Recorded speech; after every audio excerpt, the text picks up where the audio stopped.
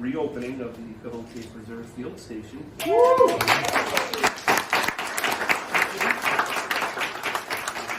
thing, if you haven't been here, or if you've been here before, the first thing you noticed when you walked in the door was there was heat on. We never had that before. We never had bathrooms that worked before. So there's a lot of really good improvements that happened down here. It took a lot of effort. It takes money. We have the folks here today who are responsible for that. And we'll hear from some of them.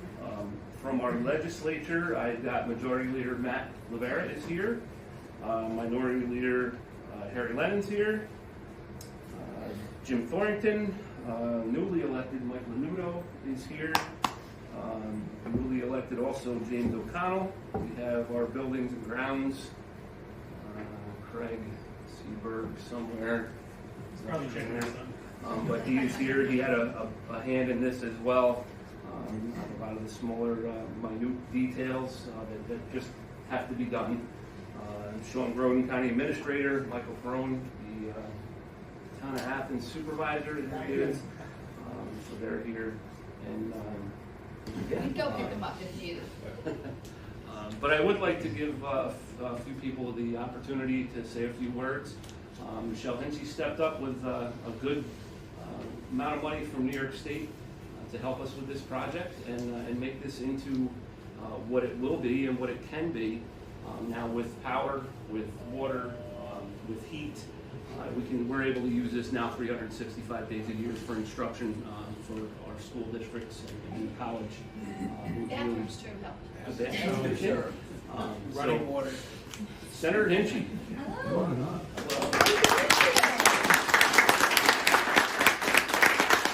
Thank you, Chairman. But thank you, hello, and thank you to everyone in this room. This is so exciting for us. When I was first elected in 2020 and 2021, we reached out to the county and said, what are some projects that we can try to help with? What do you need? How can we be helpful? And this was one of the first things that we worked on. So to be able to be here now and see the completion, to feel the heat, but to know that kids and students from the college and our local high school and even elementary school kids are able to use this building to better connect with our natural resources, with nature, to understand why we live in one of the most special places in the world and what we need to do to maintain that and to keep it and to make it a good place for all of us to live, not just for us, but for the next generation, is so exciting. And so when we first started talking about it, it was just a no-brainer to put on our list. And so I think most people know, but we get to do the big presentation. We were able to provide $100,000.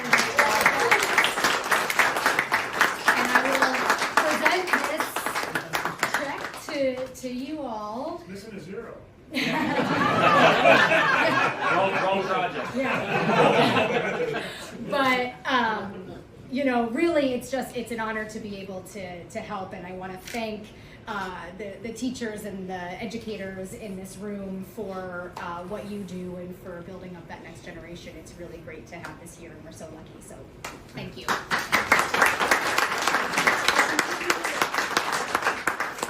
Thank you. One of the other people that has had an instrumental part in this all along was Executive Director from our Soil and Water District, Joel Du Bois. They also stepped up with a significant amount of funding to help us complete this project. Joel, if you'd like to give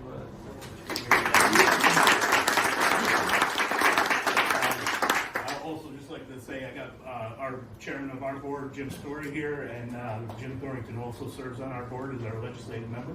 So thanks so much.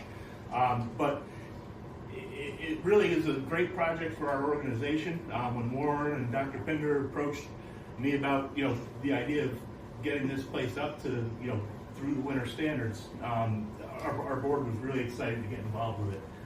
We've been involved with this since the very beginning. I think it was about 1991 when Soil and Water took over management of this place.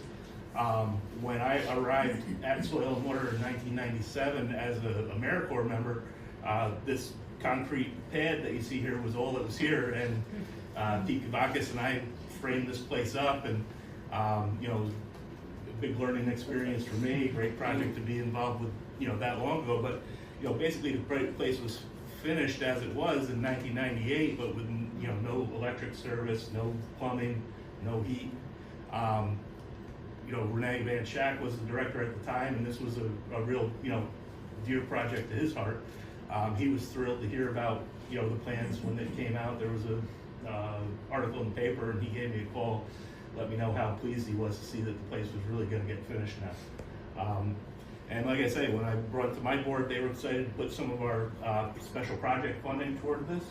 And I think everyone's pleased to see such a great improvement here, and look forward to seeing more use by the college and other users. And so thanks everyone for coming together to make this happen. Thank you. Came down our driveway to get here. That's pretty much the route that we took to come down from 385 and get power down here, get data cable down here. They have all that access now that we never had before. So it's going to increase what we're able to do here throughout the years and study these microcosm ecosystems that we have in times where it's really essential that we're doing that. So we are very glad. This is about, what, 1.3 million-ish for a project that we brought together down here. So we have 100,000 from Senator Hinchey. We've got about 400,000 from Soil and Water, and then the county pitched in the rest. And the biggest beneficiary, I think, of this will be our community college and what they'll be able to do with it. And we also have Dr. Drummer here today, as well as Dr. Pinder, who's here that will speak a little bit about it.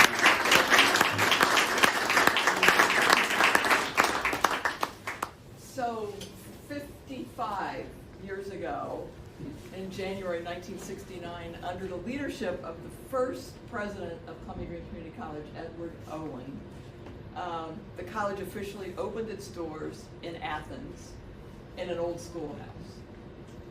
And 5 years later, much to the chagrin of Greene County residents, the college relocated to Hudson. And I think things have never been the same since.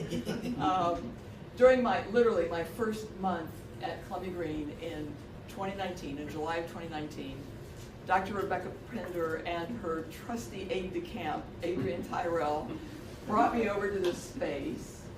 And I immediately, my wheels started turning, and I said, oh my God, this is absolutely phenomenal. We need a satellite campus here that will better serve the residents of Greene County, as well as talk about the value of the college's mission for sustainability, and also our, our focus on science education, which is so important these days.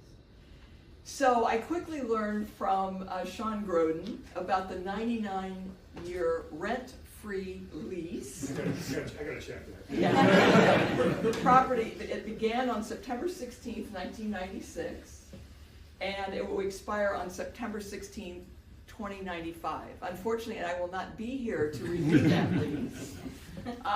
It was signed by Terry Klein, the fourth president of Columbia-Greene, and I read the lease over.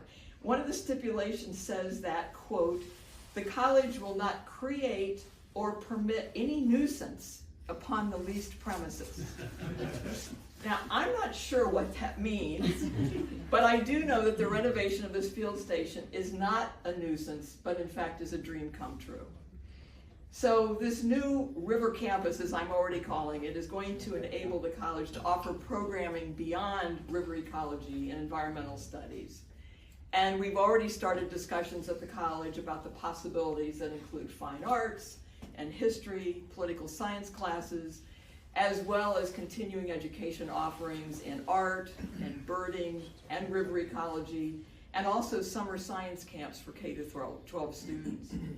I also envision this as a space for special events that would be great for our college's foundation, student clubs, as well as other organizations in the community to take advantage of this wonderful place. So basically, words are totally inadequate, to thank Greene County for this undertaking. and for the transformation of this building so quickly, really from the time that you started really working on the renovation. No other SUNY college in the system, in the 64 institution system, has a campus along the Hudson River.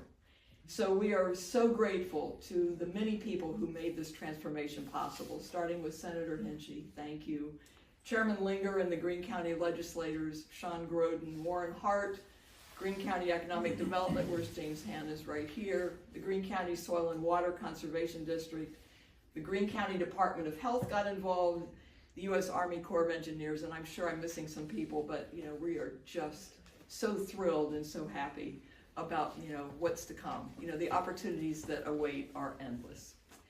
So with that, I'm going to introduce Dr. Rebecca Pinder, affectionately known as the Earthworm Lady. She is the founder of the college's Natural Resource and Conservation Club. Thank you, everyone. As President Drummer said, I am an associate professor of biological sciences over at the college. I have had the privilege of teaching there for the past 12 years. I teach environmental science, general ecology, river ecology, and anatomy, but doesn't really, we could do anatomy down here, I suppose, but I have witnessed this special magic that comes with having students immersed in the landscape, being able to see, a new fish species, a new bird species, a rare plant species that they've never seen before. Seeing it in person is really magical. With the renovations, now we are able to make that more accessible to more of our students, more classes, not just the sciences, but also to the people of Greene County and beyond there. What this does is it also sets us up where we can be the college that people look to for environmental biology. We are now being able to offer this one-of-a-kind learning experience along such an iconic river. And as President Drummer said, words can hardly express how thankful we are, but to all of you in this room and everyone else who has helped, who is not in this room, we really appreciate it, so thank you.